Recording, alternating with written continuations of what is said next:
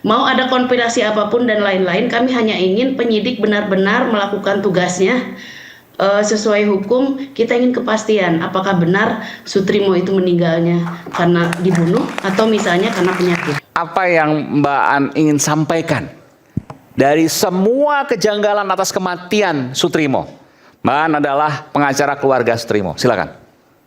Jadi gini, terlepas dari tadi yang bapak-bapak yang ada di studio menyampaikan konspirasi atau apapun, kami atas nama keluarga almarhum Sutrimo, kami hanya ingin mengatakan bahwa Sutrimo itu manusia, dia punya orang tua dan lain-lain, dan hari ini dia sudah meninggal dunia. Jadi mau ada konspirasi apapun dan lain-lain, kami hanya ingin penyidik benar-benar melakukan tugasnya sesuai hukum. Kita ingin kepastian apakah benar Sutrimo itu meninggalnya karena dibunuh atau misalnya karena penyakit. Itu saja. Ya. Terima kasih. Keluarga butuh kepastian karena ini menyangkut nyawa orang. Ia punya anak, punya istri ya? Tidak punya anak, tidak punya istri, tapi punya ibu. Punya ibu. Ibunya sampai sekarang menanyakan dan masih janggal. Kenapa anak saya? Apakah benar matinya wajar atau sebaliknya dibunuh? Ada pertanyaan itu dari sang ibu. Setelah dijelaskan segala macam dan berita dan lain-lain, tentu sebagai orang tua, karena kalau Pak Aiman tahu bahwa kalau misalnya ada anak orang tuanya meninggal, dia mungkin akan melihat wajar. Tapi ketika seorang ibu ditinggal meninggal dan apalagi isunya tidak wajar, itu beda sangat sekali sakitnya itu. Dan ibunya hanya minta ingin keadilan yang sebenar-benarnya. Beginilah, Sutrimo boleh dia orang miskin, tapi mau miskin mau kaya, nyawa manusia itu berharga. Itu aja. Baik, dan kita akan kawal bersama-sama soal kematian Sutrimo ini, yang sementara ini dianggap tidak wajar dan memang ada data-data yang kemudian juga sangat tidak wajar. Nanti kita akan tunggu hasil dari ekshumasi dan kemudian kita akan bahas kembali soal ini. Saya ingin ke Bung Iwan ya. Bung Iwan, apa yang bisa Anda simpulkan dari semua diskusi kita sepanjang 3,5 jam lebih ini? Ini sama dengan rakyat bersuara yang minggu kemarin ya. Sebenarnya kasus FA di sini ada 3 F ya. Febri dan Febriano sama Bang Febri juga pengacara, jadi 3 F ya. Febri, Febrio dan Febri pengacara. Ya.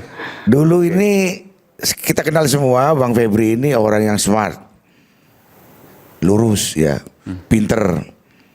Ketika beliau jadi juru bicara KPK. Tapi di saat menjadi pengacara, dia juga berhasil membuat kita puyeng juga. Muter nggak jelas.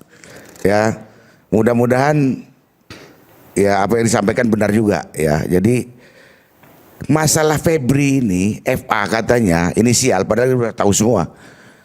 Mantan Janpisus ya. Ini gampang sekali untuk diungkap. Tergantung mau atau tidak diungkap, yang pertama, berani atau tidak untuk diungkap.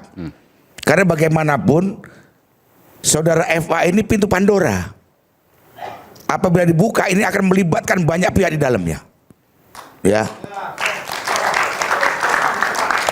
Banyak pihak di dalam. Pasti banyak yang terlibat. Banyak uang yang lebih lagi akan kita lihat di dalam. Pasti ada banyak ya. Jadi Pandora. Jadi saya berharap yang dilindungi bukan cuma saksinya saja yang sekarang di LPSK melindungi, tapi saudara Febri pun harus dilindungi. Karena pintu Pandora itu ada di FA. Ya, ya. Jangan sampai kejadian sama seperti kejadian menerima Trimo dialami juga saudara FA. Bahkan Febri Adriansyah juga bisa terancam kematian. Bisa saja karena pintu Pandora. Oke. Ya. Kita berpikir nih, kalau penegak hukum ini benar-benar orangnya bersih, punya komitmen yang jelas, gampang untuk mengungkap kasus ini sampai meninggalnya saudara Trimo juga ini bagian dari konspirasi tinggi ya, tingkat tinggi ya. Mungkin Pak Slamet juga lupa yang saya sampaikan kemarin. Untuk mengatasi orang banyak tahu kan cuma 2. Ya. Dirangkul terus supaya aman, supaya tidak nyanyi. Yang kedua dibungkau, bahkan dibunuh. Ini yang terjadi ya. Untuk bisa menyimpulkan masalah ini tidak perlu kuliah sampai SHMH kok. Adik-adik mahasiswa seharusnya malu nih, praktisi hukum juga malu nih sama adik-adik ini. Mereka ini idealis, kritis, Tapi kalau menyaksikan senior-seniornya memainkan pasal, memanipulasi pasal, malu seharusnya. Ya, ini kasus belum selesai, muncul lagi. Dan saya yakin kasus penurunan bendera di Aceh, ya, sampai teks naskah pidatonya Prabowo salah, ini adalah bagian untuk pengalihan isu dari kasus yang besar. Ya kan? Kan saya berkali-kali nanya, ini pembantunya presiden mau membantu presiden menjalankan pemerintahan sampai 2029 atau akan memotong di tikungan? Ya. Jadi kasus-kasus kejadian-kejadian ini adalah pengalihan isu, Mas Aiman. Prediksi saya ya sebagai Ketua Umum Gerakan Cinta Prabowo, ya.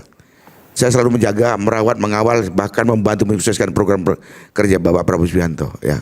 Dengan disuguhkan kasus-kasus ini kita malu sebenarnya sama adik-adik kita yang mahasiswa ini, ya. Terus satu lagi Mas Aiman, saya keluar dari konteks ini sebenarnya, yang juga harus mendapatkan perhatian khusus dari Presiden. Itu ada 141 warga negara Indonesia yang sampai hari ini masih di penjara di Papua Nugini. Nelayan ini. Nelayan ya. Makanya nanti Mas Gema juga bisa itu nyorakan. Bisa minta datanya. 141 orang dikurung dengan alasan apa itu? Illegal fishing. Ya, nelayan ini. Sampai sekarang nggak ada perhatian dari pemerintahan. Itu juga harus diperjuangkan ya. Oke, baik. Selain kasus yang memang benar-benar harus fokus. Masyarakat Indonesia ini dari Sabang sampai Merauke cuma nunggu aja. Kasusnya Eva ini mau dibawa kemana? Mau diapakan? Mau diputar sampai kita semua lupa. Nanti ada kejadian baru, kejadian kasus-kasus baru lagi untuk menutup kasus lama. Ini kan bahaya Mas Aiman, dan nggak boleh terjadi. Ya, jadi intinya saya sebagai Ketua Umum Gerakan Cinta Prabowo mohon dengan hormat kepada kawan-kawan yang pinter-pinter ini berhenti membuat puyeng rakyat Indonesia sebelum rakyat Indonesia marah kepada kalian. Ya, yang kedua, saya tidak intinya mohon dengan hormat kepada Bapak Presiden untuk turun tangan, Pak. Yang berantem saat ini anak-anak kalian, anak-anak Bapak, ya. Yang ribut saat ini antar lembaga ini ada anaknya Bapak Presiden. Bapak harus turun, selesaikan. Pasti cepat selesai itu. Oke. Baik. Sekarang nggak perlu nyari lagi provokatornya siapa, tidak perlu lagi nyari londoirnya siapa, sudah muncul semua di permukaan. Ya, kita ini banyak orang pinter kok. Cuma yang kurang itu orang jujur, yang patriotik gitu loh. Ya, mudah-mudahan ke depannya Pak Febri tetap menjadi Pak Febri yang kami kenal dulu. Waktu juru bicaranya KPK, Pak Gemam juga masih bagus, Pak Yudi penyelidik, dan semuanya yang mengetahui kasus ini bisa menyampaikan dengan sebenar-benarnya supaya masyarakat nggak semakin buyang dan nggak semakin marah dengan pemerintahan Prabowo. Setelah itu Mas Aiman. Oke, baik. Makasih Bung Iwan. Bung Febri mungkin. Iya, terima kasih. Pertama saya mau sampaikan bahwa saya sebenarnya kuasa hukum untuk perkara pokok ya, yang sedang pra-peradilan dan untuk Sutrimo belum ditunjuk ya. Tapi ada pesan memang yang disampaikan oleh Pak FA, pesan kepada publik ya melalui saya dan juga pihak keluarga. Pertama, Pak FA dan keluarga jelas sekali menyampaikan mereka dan tentu juga saya ya menyampaikan bela sungkawa yang sedalam-dalamnya atas meninggalnya Pak Sutrimo. Jadi saya setuju sekali apa yang disampaikan Mbak Aan tadi. Sebagai seorang manusia, almarhum itu punya keluarga dan keluarga pasti sangat ingin kepastian tentang apa faktor penyebab, katakanlah begitu ya, faktor penyebab kematian tersebut. Itu yang pertama. jadi saya sepenuhnya tidak menyangkal apa yang disampaikan oleh pihak keluarga, karena itu adalah hak dari keluarga. Yang kedua, kami paham betul proses hukum sekarang sedang berjalan di Polda Metro Jaya. Dan Pak FA dan keluarga, dan saya pikir kita semua ya juga menghormati proses hukum tersebut. Sejak awal ketika ditanya terkait dengan almarhum Soetrimo, saya selalu sampaikan, mari kita dengar secara resmi Polda bicara apa. Nah, kami menyimak misalnya ada beberapa hal yang disampaikan oleh Polda. Pihak penyidik itu sudah melakukan pengecekan ke lokasi, dan di awal sebelum ekshumasi itu sudah disampaikan, sudah dicek di lokasi, kemudian misalnya ditemukan ada beberapa barang dan tidak ditemukan ada racun atau bekas racun. Itu disampaikan oleh penyidik, bukan saya yang menyampaikan. Kemudian ketika proses ekshumasi dilakukan, kami pikir itulah yang paling baik untuk memberikan kepastian apa sebenarnya faktor penyebab. Informasi yang saya terima dari pihak keluarga, Pak almarhum ini memang punya riwayat sakit. Sebelum ada informasi resmi ya, riwayat sakit diabetes waktu itu. Dan itu dibenarkan juga oleh pihak keluarga almarhum. Dan terakhir kalau kita simak perkembangan hasil ekshumasi, ada dua hal penting saya pikir yang perlu sama-sama kita ketahui.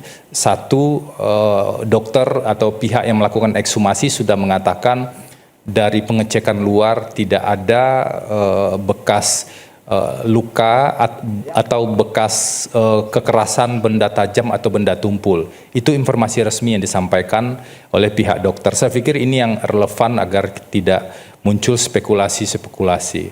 Dan yang kedua, saya baca berita kemarin. Hari Selasa ya, Selasa atau Rabu saya baca berita, ada pernyataan resmi dari proses ekshumasi ketika dokter melakukan pengecekan riwayat penyakit, dan itu secara terbuka disampaikan ada riwayat penyakit almarhum itu diabetes dan jantung. Jadi itu sudah disampaikan secara terbuka, dan saya pikir itu jadi bagian penting.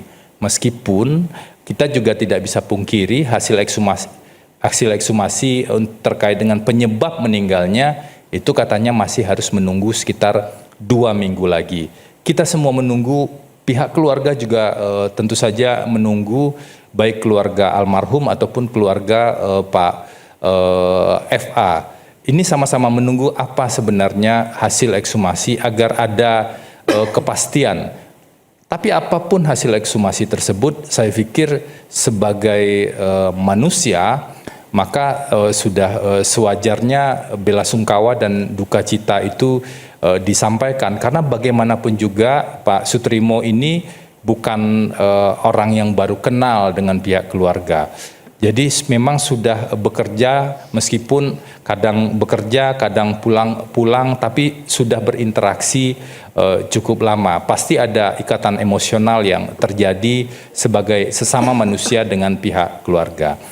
Nah, poin ketiga yang ingin kami respon juga, kami sampaikan.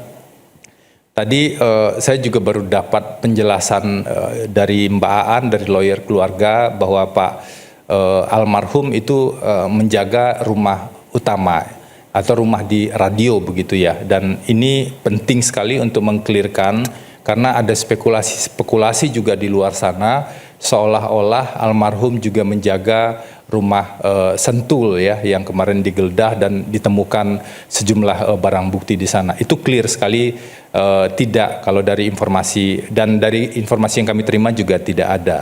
Nah, yang kedua, kalau bicara soal penggeledahan, rumah di radio itu juga sudah dilakukan proses penggeledahan oleh penyidik dan menemukan sejumlah dokumen. Dan kalau kita mengacu dari keterangan Mbak Aan tadi, koreksi saya kalau saya salah, tadi disampaikan selama sekitar 3 hari almarhum mengirimkan foto dan video. Nah, setahu saya dari berbagai informasi yang disampaikan, itu foto diambil dari luar, yaitu di seberang jalan rumah radio yang memang ada pos penjagaan di sana. Nah, polisi juga mengatakan sudah memeriksa sejumlah saksi. Jadi posisi kami adalah sama-sama menunggu hasil penyidikan, hasil investigasi yang dilakukan oleh Polri agar betul-betul bisa secara terang diungkap apa sebenarnya yang terjadi. Kalau kejanggalan kita bisa bahas banyak kejanggalan, bisa kita list misalnya soal Febrio dihubungkan dengan kejaksaan dan lain-lain. Tadi saya sempat juga, ini bukan pembelaan ya, tapi saya juga baru lihat dokumen tadi, kita mungkin juga bertanya, kalau Febrio ingin menyembunyikan sesuatu, kenapa dia tulis nama lengkapnya di sana?